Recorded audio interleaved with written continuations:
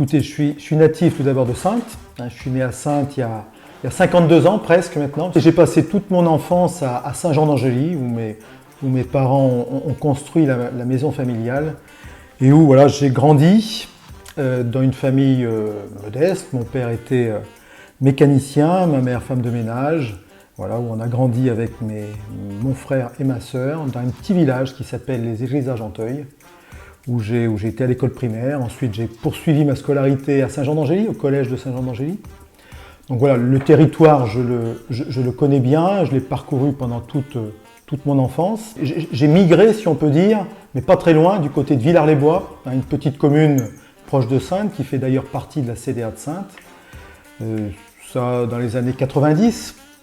Et où j'ai trouvé mon épouse actuelle, où nous habitons encore actuellement. J'ai 4 grands garçons.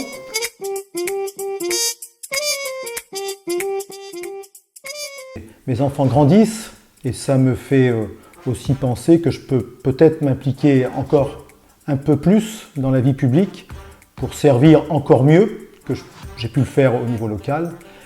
Et c'est une des raisons qui fait que je souhaite m'engager un petit peu plus en me présentant pour le mandat de député pour cette belle circonscription de Saint-Jean-d'Angély.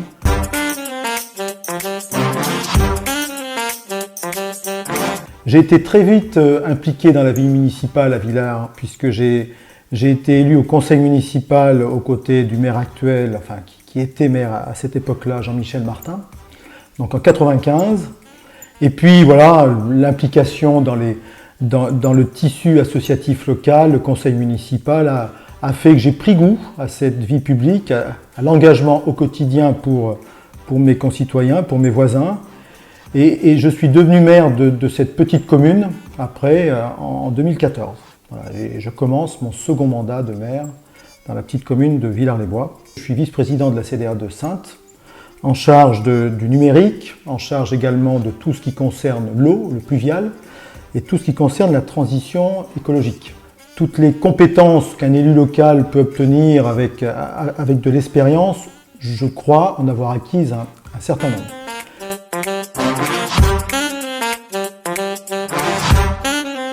Les petits maires, évidemment, je les connais, puisque j'en fais partie. Les petits maires ruraux les petites communes ont été particulièrement maltraitées pendant ce quinquennat, avec une baisse des dotations très importante. Un exemple, dans ma commune, j'ai perdu l'équivalent de mon budget voirie, ce qui est énorme pour une petite commune. Et donc on a besoin de reconnaître l'action au quotidien de proximité des élus locaux, si importante. D'ailleurs, le président Macron s'en est aperçu lors des crises, malheureusement seulement lors des crises. La crise du Covid, la crise des gilets jaunes, pardon.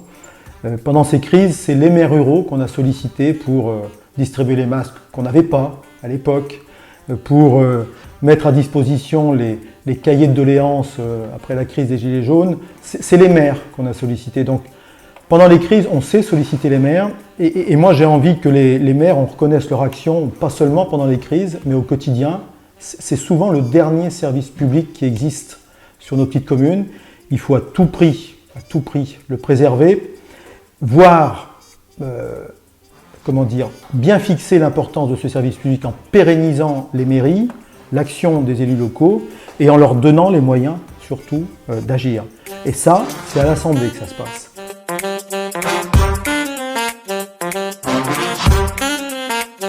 Deux grandes priorités. Alors, il y en a bien d'autres que les citoyens pourront voir dans mes documents de campagne, mais deux se dégagent parce qu'elles me paraissent tellement essentielles, tellement vitales, qu'il faut les prendre à bras le corps. La première, c'est la santé. On a tellement maltraité la santé dans sa globalité qu'il devient urgent de changer vraiment de paradigme pour que la santé devienne une vraie priorité, que la santé ne soit plus vue comme depuis des dizaines d'années seulement sous le prisme de la rentabilité. La santé ne sera jamais rentable. On le voit, ce qu'on a pu voir avec des EHPAD privés, lorsqu'on donne un service public au privé, le privé il cherche à faire de la rentabilité, ce qui est normal.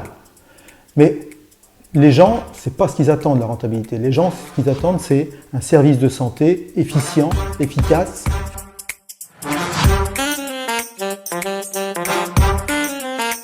connaît tous la rhétorique employée par quasiment tous les candidats des déserts médicaux, par exemple. Mais moi, je n'ai pas découvert les déserts médicaux il y a 15 jours. Je les vis au quotidien sur ma petite commune. On se bat au département depuis des années avec mes collègues, dans le groupe d'opposition que je préside au département.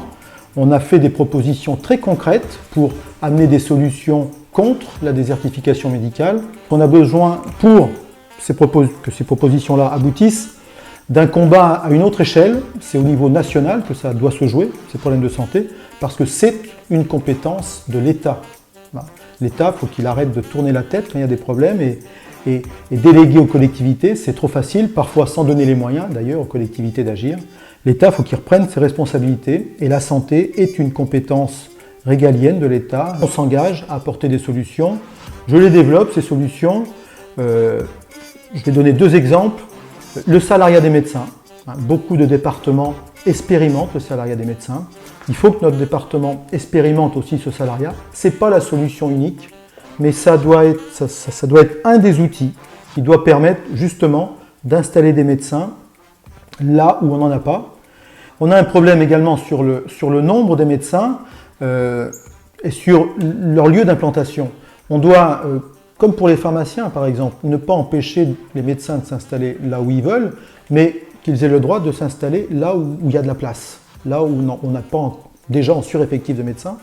Et puis deuxième chose, le président Macron l'a annoncé, le numerus clausus, vous savez, le nombre déterminé de médecins qu'on ouvre chaque année au niveau national. Le président Macron l'a annoncé, il l'a augmenté, sauf que c'est encore une fois un effet d'annonce, parce que quand on se déplace voir dans les facultés de médecine, par exemple celle qu'on a en proximité, celle de Poitiers, eh bien, les moyens n'ont pas augmenté pour accueillir les étudiants. Et donc les amphithéâtres ne se sont pas agrandis, donc on accueille tout le temps le même nombre d'étudiants en médecine et on n'aura pas plus de médecins qui sortiront parce que le numerus clausus a augmenté. Donc les effets d'annonce, il faut arrêter avec ça, il faut vraiment, au-delà des effets d'annonce, donner les réels moyens aux facultés pour pouvoir former des médecins dans les proportions dont nous avons besoin.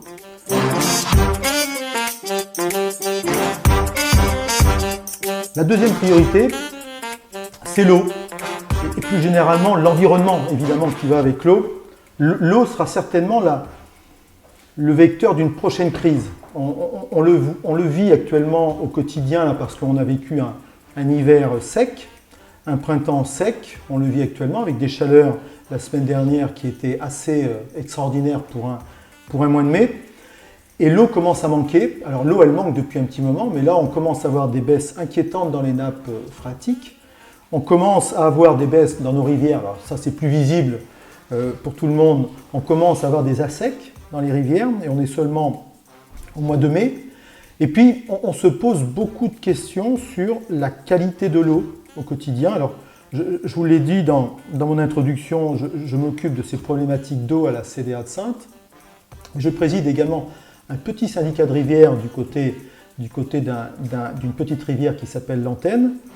Et on voit bien toutes les problématiques qui sont liées à l'eau. Je vais dire le grand cycle de l'eau comme le petit cycle de l'eau, que ce soit les rivières, que ce soit l'approvisionnement en eau potable, que ce soit les problématiques d'assainissement pour que cette eau ait une qualité suffisante pour l'eau potable. C'est une priorité, il faut amener des solutions. Elles existent, les solutions, les lois existent déjà, c'est seulement l'État qui, encore une fois, tourne la tête et n'applique pas toutes les lois qu'elle a sur sa palette. Donc là aussi, on a besoin de parlementaires en capacité non seulement de voter les lois quand ils sont à l'Assemblée nationale, mais sur le terrain de tirer un petit peu la veste du préfet et de lui dire quand même qu'il existe des lois que l'Assemblée a votées et que l'État n'applique pas sur le terrain. La gestion de l'eau par des partenaires privés, on sait très bien comment ça peut dévier, souvent mal, vers des intérêts privés.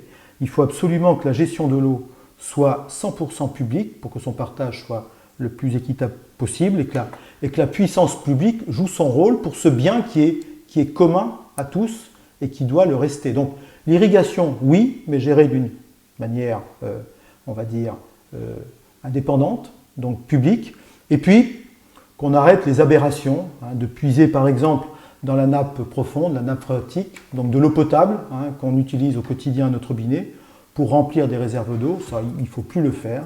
Je ne dis pas non aux réserves d'eau, mais il faut les faire intelligemment, sans pomper l'eau potable dans les nappes phréatiques qui a mis parfois plusieurs dizaines de milliers d'années à se créer. Il faut avoir conscience de cette richesse-là et que cette richesse, si on la dilapide en 10 ou 20 ans, eh ben, on ne va pas la recréer en 10 ou 20 ans. Il nous faudra des centaines, des milliers d'années pour la recréer.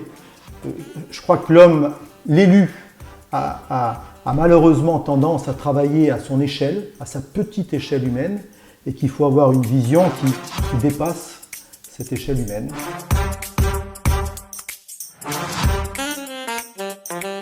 Ma suppléante s'appelle Cyril Chappé. Donc c'est un homme. Alors, c'est vrai que c'est une question. C'est une question que je me suis posée très, très tranquillement. Il n'y a pas de règle pour les suppléantes d'un homme. Aux législatives, on peut prendre qui on veut. Et d'ailleurs, c'est pas rigolo, mais c'est assez symptomatique de notre société. On ne pose jamais la question quand deux femmes se présentent ensemble. Ce qui était le cas la dernière fois. Il y avait Françoise Ménard qui était titulaire et puis notre regrettée Brigitte qui était sa suppléante. Et on ne leur a jamais posé la question. Pourquoi deux femmes? Et là, c'est vrai que deux hommes, ça suscite parfois un petit émoi. Mais moi, je ne conjugue pas la parité avec le mot suppléante. Moi, les femmes, elles doivent être titulaires. Il y a des équilibres de territoire qu'il faut trouver, parce que la Circo est grande, 137 communes. Et puis, il fallait trouver quelqu'un de compétent, attaché au territoire, qui connaît bien toutes ces problématiques-là. Et Cyril, ça a été comme une évidence. Voilà, Cyril est premier adjoint au maire de Saint-Jean-d'Angély, la ville que Françoise Ménard dirige depuis déjà 2 mandats avec beaucoup de réussite. Cyril est premier adjoint, donc avec une belle compétence, la culture. Saint-Jean a mis la culture à son premier adjoint, c'est pas anodin, c'est un vrai signe. Et Cyril connaît bien toutes les problématiques de territoire, il est natif aussi de ce territoire, il a été élu par le passé aussi conseiller départemental du côté de Saint-Savinien. Donc voilà, Cyril, ça a été une évidence, c'est pas une femme, oui, mais il a cette connaissance du terrain. Et la parité, elle se fait, mais de manière globale au niveau des partis. On doit présenter un nombre de femmes et d'hommes équivalents, mais elle se fait au niveau des titulaires et pas des suppléants. Donc voilà pourquoi le choix d'un suppléant et pas d'une suppléante. Des élus locaux m'ont fait l'amitié de me soutenir, même après comment dire, les péripéties liées à l'union de la gauche, qu'on a essayé de construire au niveau national, que j'ai essayé de construire aussi au niveau local et de manière extrêmement active. Donc oui, on a bien sûr la maire de Saint-Jean-d'Angély, Françoise Ménard, qui nous soutient. J'ai la chance d'avoir le soutien d'un ami, Michael Vallée, le sénateur de Charente-Maritime. La chance aussi d'avoir le soutien d'un élu local, Jacques Aymon, qui est conseiller régional dans notre belle région de Nouvelle-Aquitaine.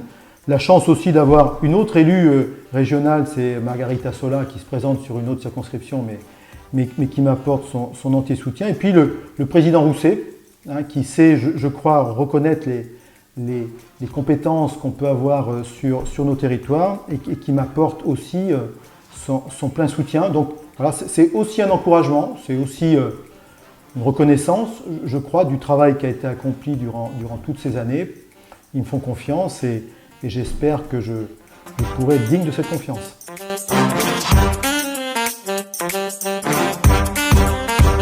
Grand merci à vous. Merci de m'avoir accueilli. Au revoir.